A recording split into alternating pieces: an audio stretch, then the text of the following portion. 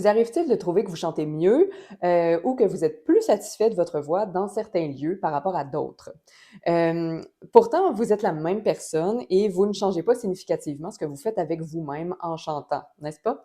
Il peut être assez frustrant même, d'avoir l'impression que nos efforts ou tout le travail qu'on a fourni dans la maîtrise d'une pièce soit, ruiné ou affaibli et avec lui, notre degré de satisfaction. Voyons ce que nous pouvons faire avec ça. Chanter sous la douche, dans la voiture, dans un studio d'enregistrement, sur scène, amplifié par microphone ou non, à l'extérieur, dans une cage d'escalier, dans une église ou encore une pièce embourbée pleine de tapis, ne représente pas la même expérience. Même si nous sommes certains, assurés que nous utilisons notre voix exactement de la même façon, ce qui vient à nos oreilles, ça va changer beaucoup. Et ça peut parfois être déstabilisant. Des fois, dans le bon sens, et c'est une belle surprise, et d'autres fois, dans un sens désagréable, où on s'en passerait vraiment de cette surprise-là. Quand c'en est une belle, on en profite, amusez-vous. Et quand ce n'est pas le cas, qu'est-ce qu'on peut faire? Qu'est-ce qu'on peut faire pour alléger l'inconfort? Voyons ça. Premièrement, et dans la mesure du possible, essayez de faire des répétitions dans le lieu de la prestation avant le jour J pour prendre des repères acoustiques, pour vous habituer à comment votre voix sonne, l'apprivoiser, explorer les différences entre votre lieu de pratique et le lieu de la prestation. Donc, ce qu'on veut découvrir, c'est quand je fais ceci ici, ça sonne comme ça là-bas. Déjà, le potentiel d'être dérouté par ce que vous entendez va diminuer en bonne partie.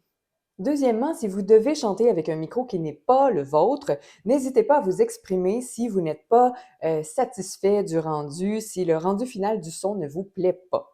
Dans ce cas, c'est le sonorisateur ou le technicien de son qui doit pouvoir s'adapter en ajustant le niveau d'implication des différentes plages de fréquences dans le son final. À moins de n'avoir vraiment aucune incidence possible sur cet aspect-là, restez collé à vos repères et demandez les changements qui donneront un rendu plus fidèle de votre voix. Pour ça, par contre, mieux vaut bien la connaître. Connaître l'impact réel des ajustements que vous faites dans votre voix sur le timbre général, sur les fréquences aiguës, moyennes, graves, vous rendra plus à même de reconnaître les changements apportés et à apporter à l'utilisation d'un nouveau micro.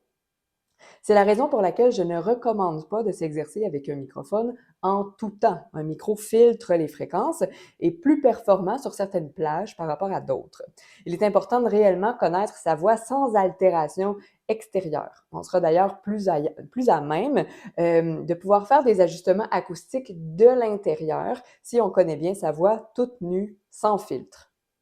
Troisièmement, apprenez à reconnaître le degré d'intensité perçu dans les différentes plages de fréquences et à pouvoir le bouger, à pouvoir y faire des ajustements de l'intérieur. Donc, avoir la connaissance et la maîtrise des éléments qui vont amplifier, rehausser ou encore diminuer l'apport des fréquences aiguës dans le son, des fréquences graves, moyennes, qu'est-ce qui bouge de quelle façon, l'impact acoustique de chaque élément impliqué dans la production vocale finalement.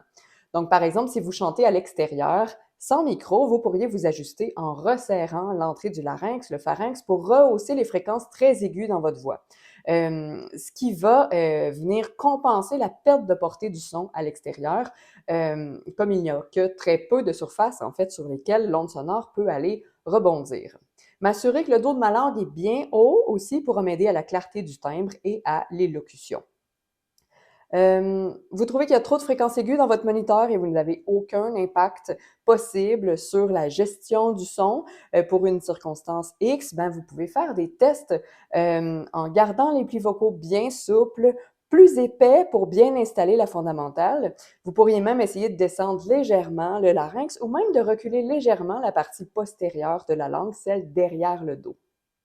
Trouver la recette qui sert au mieux votre voix dans cette acoustique particulière va vous redonner beaucoup de confiance en vos moyens, une marge de manœuvre rassurante et va vous protéger d'ajustements hâtifs, inconscients qui nous précèdent de par le stress et la panique qui s'installe causés par notre inconfort et des repères tout à coup flous ou disparus carrément qui peuvent souvent être responsables de fatigue vocale, d'irritation et de beaucoup moins d'agréments.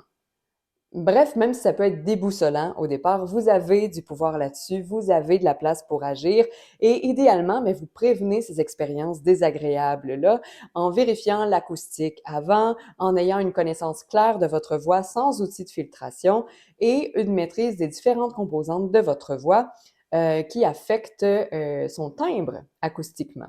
Et ça, mais ça s'apprend, ça s'affine. On vous accompagne là-dedans au gymvocal.com. On le fait en ce moment même avec nos membres. Vous êtes les bienvenus parmi nous. Au plaisir! Vous trouverez juste en dessous un réchauffement vocal gratuit et un défi 4 jours pour améliorer un passage vocal difficile, gratuit aussi. N'hésitez pas!